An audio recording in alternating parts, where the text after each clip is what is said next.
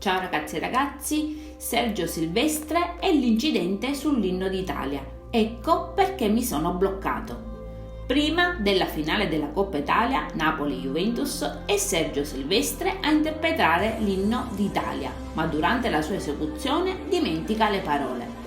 In molti si sono accorti che il cantante si è bloccato anche se dopo un po' ha ripreso a cantare.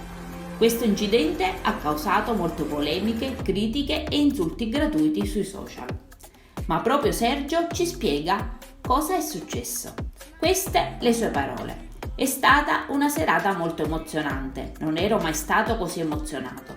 Mi sono bloccato non perché mi sono dimenticato le parole, ma semplicemente mi sono emozionato.